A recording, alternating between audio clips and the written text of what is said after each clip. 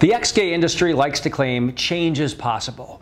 Their new effort to rebrand the failed ex-gay ministries is even called Change Movement. The so-called Change Movement just had a freedom march in Washington, D.C. for visibility. Well, change is possible, but not in the way that the ex-gay industry advertises. Many former leaders of the ex-gay industry, now known as ex-gay leaders, have come out of the closet and changed into strong allies who now denounce pray away the gay conversion therapy as a lie that was cynically designed by the religious right to make money and deny LGBT people equal rights under the law. One such ex-gay leader is Yvette Cantu Schneider. She worked at Exodus International and the Family Research Council as an ex-lesbian spokesperson. She also spoke at Focus on the Family's infamous ex-gay roadshow, Love One Out. Today, Yvette is an out bisexual woman who strongly condemns ex-gay conversion therapy as a dangerous fraud that destroys lives. Truth Wins Out traveled to Reno to interview Yvette and discuss her long journey from self-denial to self-acceptance. We knew that we were right. We knew that we had the answers, and we were doing this all for the glory of God. Yvette, come up here. You have 30 seconds to a minute. Tell us about your past and then pray for us. I used to be a radical lesbian activist. For 6 years, every year I'd go to the gay and lesbian pride parades in West Hollywood and Long Beach. And we are praying that God would lead them into his arms, bring them into his arms, set the captives free. Yvette, let's cut to the chase. In all your years leading the ex-gay ministries, had you ever seen anyone go from gay to straight? I've never seen any success. I've never seen anyone change from gay to straight, ever. We'd see people that were coming to Exodus conferences and they'd come for a decade and they could be married, they could not be married, but they're still having the same-sex feelings. They never go away. After years of failure, the ex-gay industry is trying to reboot and rebrand as something new, and they just had their Freedom March. What's your opinion of this Freedom March? I'm concerned about the Freedom March because we've seen this so many times before. I was involved in the movement for 20 years, and people would get excited like, oh, I don't have to be gay anymore, and that means that my parents will approve of me, my pastor will approve of me, my church will approve of me, but no one ever changes. So it just becomes this burden that you're saddled with, trying to please people around you, try to be something you're not, and it only ends up in destruction. People become depressed and they start living double lives, and their lives just get more and more burdened down, and it never leads to anything good. I think the Freedom March is exactly the opposite of freedom, because you're actually becoming imprisoned by expectations that other people have for you. And instead of being free to be who you are, you're being forced to be someone that you're not. The ex-gay myth not only affects the person going through it, but their eventual spouse. Tell us about that. I have seen gay men marry women. Is that fair to the woman when then 10 years later the husband decides to leave the family? I've seen lesbians marry men, and then now they don't know what to do. They're not attracted to their husbands are their friends, they love them, but now they have to tear the family apart in order to be who they really are and who they should have been able to be for their entire lives. Let's play devil's advocate. The ex-gay industry says conversion therapy and ex-gay ministries is there for those who want it. And I know a lot of people think, well, I'm choosing this for myself. Most of those people are young, they're impressionable, they're listening to people in their worlds, which I understand. They're listening to pastors, they're listening to parents, but they're not able to actually embrace who they are, how they feel, who they're attracted to, and live an open, free life. And yet some people stay in these ex-gay programs, including the leaders, for many years. What's going on there?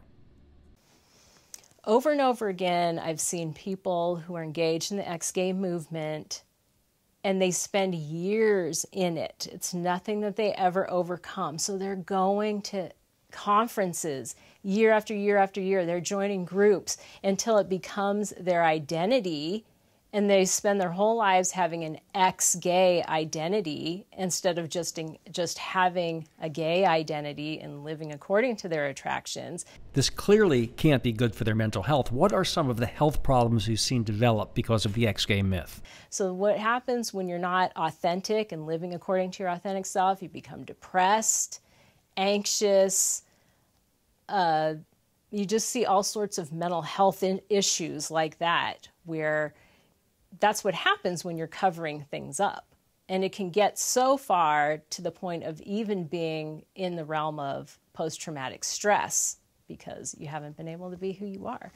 I think what fools people is the ex-gay industry presents some of their ex-gay converts as deliriously happy. Talk about that for a moment.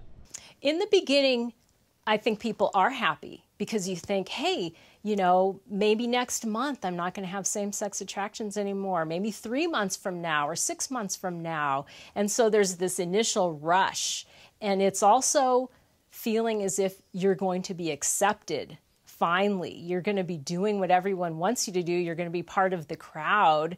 You're going to be doing what your pastor wants you to do, what your parents want you to do, what your church wants you to do. And suddenly you feel like, yeah, I'm where I'm supposed to be. This feels so great.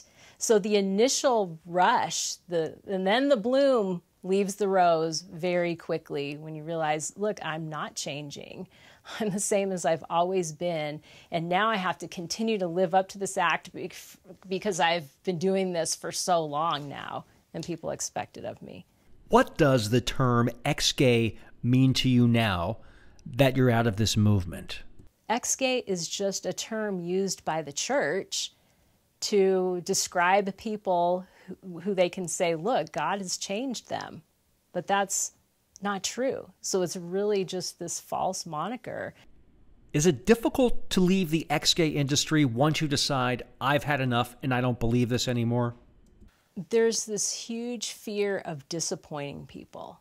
There's a fear that you're going to disappoint God, that you're going to disappoint your family, that you're going to disappoint your friends. And then the people who are going to these ex-gay ministries make friends in the ex-gay ministries. So this is your complete social group. It's very hard to uproot from a social group and say, I'm just going to set out on my own. The people I talk to who have done that, it's been difficult because they've had to leave everyone they love, for the most part, who aren't supporting them, to go and live their authentic lives. It's not an easy step to take.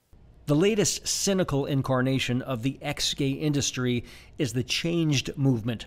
Would you say they're offering false hope? I'm concerned about the change movement because I was the director of women's ministry for Exodus International. And when I started, I thought, oh, we're going to be writing books and pamphlets and we're going to be having gatherings and it's going to be so great. You know what I spent my time doing? Dealing with leaders in ex-gay ministries who were having sex with the people who were coming to them for help.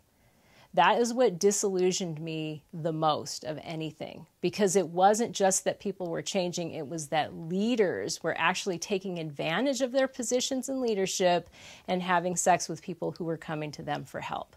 And that's when I knew if the leaders, the people who have been chosen to be leaders, aren't changing, no one's changing.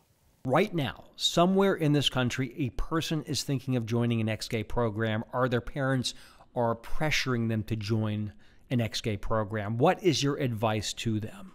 Implore anyone who's thinking of joining an ex-gay group not to do it. I have seen more unhealthy dynamics there than I have in any other group I've ever been a part of in my life. And the results are always destruction and despair. So if I could tell anyone, I would beg anyone, please don't go and do that. People don't change, and it just oppresses them. So they end up in actually a worse situation than they were to begin with, which is just dealing with issues of self-loathing and depression.